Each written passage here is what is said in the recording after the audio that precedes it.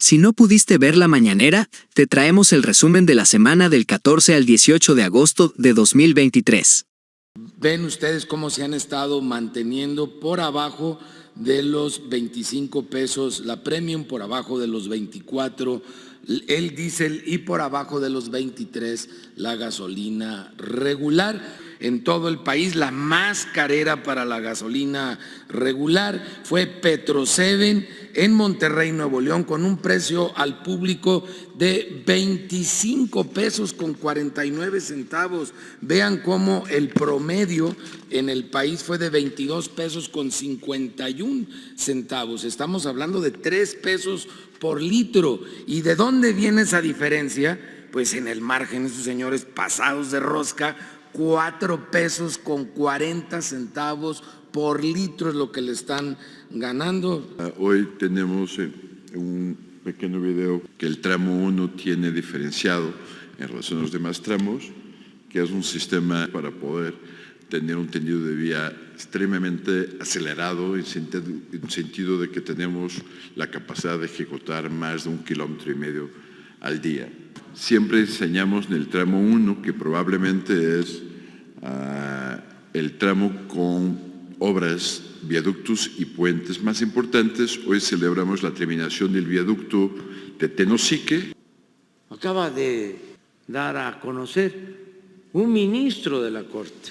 No se pueden distribuir los libros de texto en Chihuahua. Estamos ante un caso especial de una gobernadora muy reaccionaria, conservadora, irresponsable y politiquera, que presenta una controversia para que no se entreguen los libros a los niños, a los estudiantes en Chihuahua, y un ministro deshonesto ordena que no se distribuyan los libros, buscando dejar sin libros de texto a los niños y a los estudiantes de Chihuahua, y que hace falta la renovación del Poder Judicial, que lo mejor es que jueces, magistrados y ministros sean electos por el pueblo, no por la cúpula.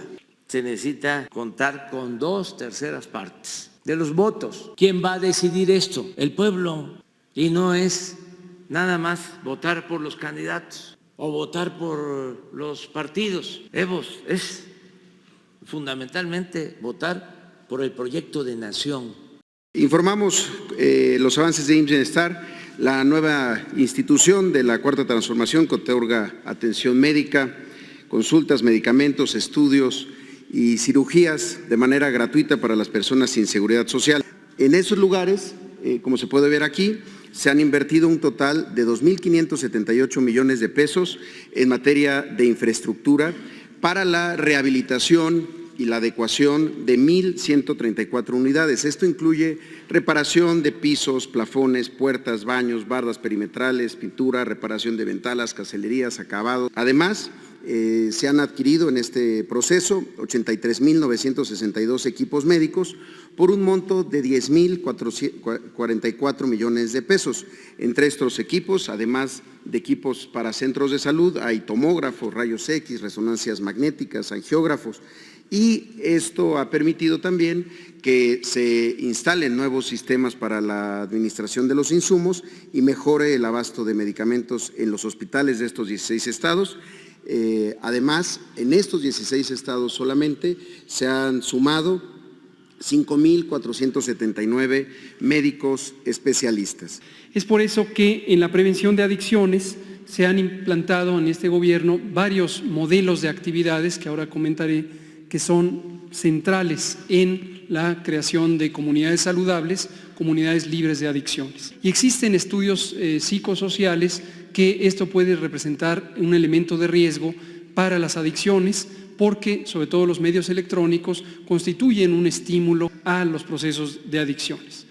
Y finalmente aquí viene el programa más emblemático, que es la siguiente, que está a cargo de la Secretaría de Cultura. Aquí le agradecemos a la secretaria Alejandra Frausto, a su equipo, en especial a la directora Esther Hernández, directora de Cultura Comunitaria. Es el programa de Semilleros Creativos. Este programa es el más transformador de las actividades que hemos tenido el privilegio de incorporar a la Estrategia Nacional de Prevención de Adicciones. Los semilleros creativos representan una alternativa frente al abandono, la soledad y el aislamiento, en un lugar de integración, de relaciones pacíficas y solidarias. El arte y la creación colectiva son factores protectores frente a las condiciones que motivan al consumo de sustancias. Pero una de las recomendaciones que las tengo que hacer, porque es mi responsabilidad, aunque a lo mejor no me van a hacer caso, lo más seguro, dejar un esbozo de lo que se necesita seguir haciendo para que continúe la transformación. El que no se deje de invertir en obras públicas, que no se pare la industria de la construcción, reactiva la economía, genera muchos empleos, produce bienestar. Se terminó el Tren Maya y se terminó el tren del Istmo, el tren desde Coatzacoalcos a Veracruz, y por qué no el tren de la Ciudad de México a Querétaro y a San Luis y al norte, a Guadalajara, Sonora, pasando por Nayarit, por Sinaloa, hasta la frontera. Estoy hablando de los trenes, inversión pública, se generan muchos empleos. Lo mismo en el caso de carreteras, lo mismo en lo que tiene que ver con el sector energético, ya ir pensando en la construcción de una nueva refinería, desde luego seguir invirtiendo en energías renovables, rehabilitar toda la industria petroquímica que la quebraron, la destruyeron, la dejaron en la ruina los neoliberales. Reforma ataca al IMSS con mentiras. La primera aclaración del IMSS es que únicamente mantiene relación contractual con People Media. La empresa dio aviso de modificación por cambio de domicilio al IMSS y al Infonavit con efectos a partir del 1 de julio del presente año. La nota utiliza de manera tendenciosa una supuesta cita de un informe de ¿quién creen? ¿Quién creen que es el informante de Reforma? Mexicanos a favor de la corrupción, en el que se afirma que el IMSS es una de las dependencias que más otorga contratos por asignación directa a empresas de nueva creación o con domicilios fantasma. Sin embargo, Reforma miente, porque contrario a lo afirmado en el reportaje, el informe de Mexicanos a favor de la corrupción no hace ninguna mención a contratos asignados a empresas con domicilios fantasma. Tampoco aplica lo de las empresas de nueva creación porque People Media está registrada desde el año 2006, antes de este gobierno. Además, Reforma afirma que las empresas contratadas por el IMSS que no figuran en el registro público de comercio. Eso también es falso. Ahí vayan contándole cuántas mentiras dice nada más una nota de Reforma. Porque People Media cuenta con inscripción ante la Dirección General del Registro Público de Comercio desde el año 2006 y de los 4 contratos mencionados, que dicen que es por adjudicación directa, 3 son por concurso de licitación y solo 1 por adjudicación directa. Reforma además inventa que la Auditoría Superior de la Federación, escuchen esto, afirmó que no había necesidad de los servicios informáticos contratados por el IMSS, porque cabe mencionar que People Media es una empresa que desarrolla softwares. Pero esto tampoco es cierto.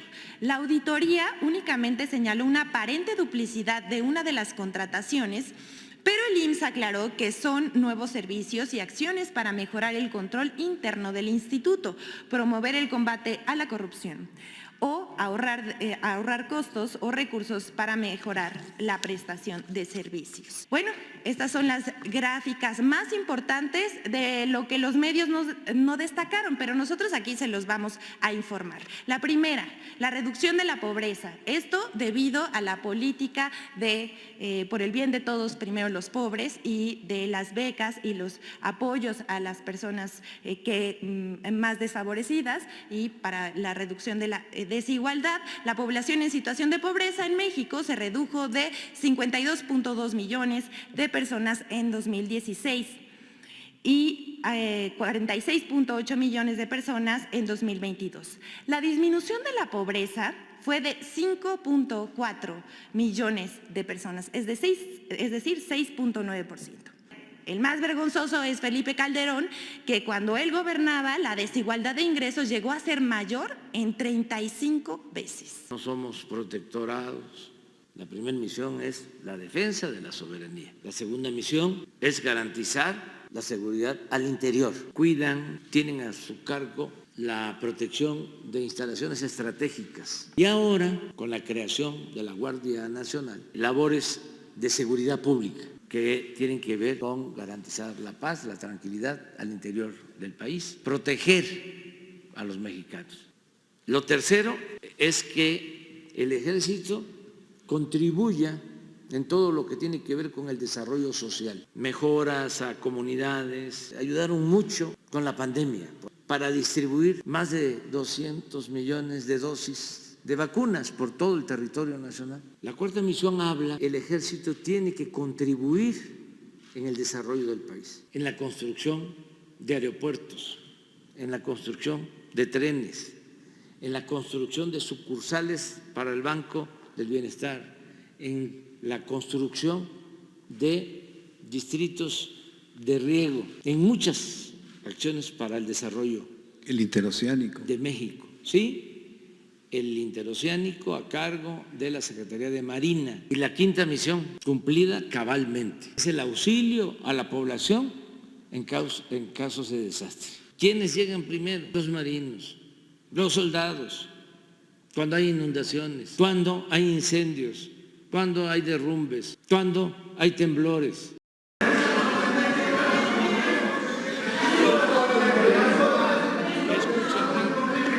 ¿Qué escuché? Ayer me decía un amigo, decía su esposa, que me des 200 pesos para ir al mercado. No oigo por acá, por el otro, que me des 500 pesos para ir al mercado. Mejor los 200. ¿Ustedes creen que si yo escucho que me están preguntando sobre eso, no contesto? Nada, por eso me acordé de ese chiste. Y entonces lo interpretan como que no quise yo responder, pero que además me burlé. Son unos perversos, malos de Malolandia, no pasarán. Qué bueno que tenemos este medio para poder aclarar, porque si no, con toda la lanzada en televisión, en radio, no tendríamos posibilidad de hacerlo. La pregunta iba en ese sentido. ¿Cómo está observando usted el proceso de la Argentina en clave regional? No estén esperando los pueblos que con gobiernos de derecha se van a beneficiar. Los de abajo, los pobres, los desposeídos, los humillados. No, la derecha no piensa en el sufrimiento de la gente, no le importa del pueblo. Esa oligarquía se dedica a saquear, a robar, porque no es cierto que el que ya tiene ya no necesita. Es que no tienen llenadera los que se dedican a acumular riquezas. Los pueblos de América Latina y los pueblos del mundo no pueden esperar nada bueno de gobiernos de derecha, de gobiernos conservadores. Primero, se olvidó en que dejaron los de la derecha la economía argentina, hundieron a ese país en lo económico, la devaluación, y esto pues afectó a la población y ante esa crisis pues creció el movimiento de derecha, con la falacia de que ellos van a resolver el problema. Puede ser que le resuelvan el problema a los de arriba, pero no a los de abajo, no a los trabajadores, no a los campesinos, no a las clases medias bajas, no a la mayoría de los. No hay que estar titubeando y hay que representar a todos, pero darle preferencia a los más necesitados, a los pobres. Está demostrado, la gente humilde, la gente pobre, es verdaderamente leal. ¿Por qué ganó Lula? ¿Quiénes fueron los que más votaron por él? Los pobres. Ahora, si lo que se quiere gobernar para el goce, el placer y la parafernalia del poder, se puede seguir haciendo lo mismo. Pero si se quieren cambiar las cosas, hay que definirse y que se acabó el dedazo y que es el pueblo el que va a decidir. ¿De que algunos funcionarios estén apoyando alguna corcholata? No, y se están portando muy bien, ese es el informe que yo tengo, y se suscribió un acuerdo y los gobernadores lo han cumplido al pie de la letra, y todos Usted rechaza entonces que haya Pero favoritismos. yo entiendo también de que, pues, imagínense en vísperas, ¿no?, de que se decida, pues hay inquietudes, hay dudas, ¿no? Ni debería de estarme metiendo tampoco en esto. Ya, ustedes son los que provocan. Presidente, en la revista Contralínea documentamos el historial del magistrado presidente del Tribunal Electoral del Poder Judicial de la Federación, intentando hacer una censura previa en su contra para que nunca más usted se refiera a estos negocios que ha sostenido las empresas de la senadora Xóchitl Gálvez por más de 1.400 millones de pesos. Y resulta que este magistrado de nombre Reyes Rodríguez Mondragón fue el coordinador de asesores de Felipe Calderón en 2011, uno de los años más terribles de la supuesta guerra contra el narcotráfico, donde ya pues sabemos, Genaro García Luna estuvo asociado con el cártel de Sinaloa. En esos años, en ese preciso año, también los medios de comunicación, los corporativos, firmaron ese acuerdo para silenciar todas esas masacres, contrario a lo que ocurre ahora. Y también dentro de su trayectoria destaca que fue un año antes colaborador de Fernando Gómez Montt en la Secretaría de Gobernación, este mismo magistrado presidente del Tribunal Electoral, Reyes Rodríguez Mondragón.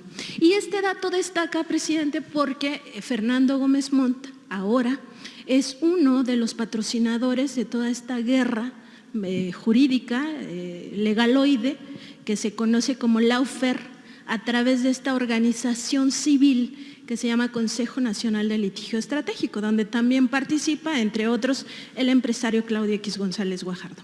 Entonces, presidente, preguntarle si usted tenía conocimiento de esta trayectoria del magistrado presidente del Tribunal Electoral y también cuál es su opinión al respecto. Les felicito porque yo no sabía, no lo sabía, de que el presidente del Tribunal Electoral había actuado como asesor, coordinador de asesores de Calderón. No, pues sí sabía que la que distorsionó esto era del grupo del conservador. Se alegan una pérdida de hasta 74 No pasa millones nada, de no dólares. pasa nada. ¿No? Tus jefes, por ejemplo, junto con otros, se lanzan, ¿no?, en contra mía e inventan, y es un bombardeo en la radio. Estaba iniciando López Dóriga, ¿no?, los titulares pues en contra, ¿no?, y dijo no, para nada, y le cambia y pone a Denise diciendo en fórmula de que va a quedar para la historia lo que dije antier burlándome, como quedó en el imaginario colectivo lo de la roqueseñal. Y yo la pensaba ella, ¿no?, pues un poco más objetiva, más profesional. Entonces me lo dicen ayer. Pero una gente que venía en su carro, entonces pone el noticiero de López Dóriga y dice, no lo aguanté.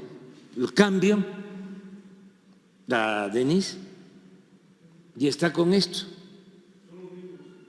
Sí, pero no es Denise, no es López Dóriga, es Azcárraga, el dueño, los que nos están escuchando. Hasta hace poco no sabían que un ministro de la Corte ganaba en total 700,000, que un expresidente recibía en total 5 millones de pesos mensuales de pensión.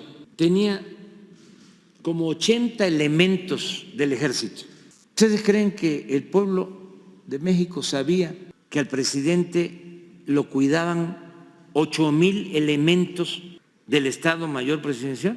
¿Sabía que el presidente tenía un avión, que nada más para guardar el avión hicieron un hangar que costó 1,000 millones de pesos? ¿Lo sabía el pueblo de México?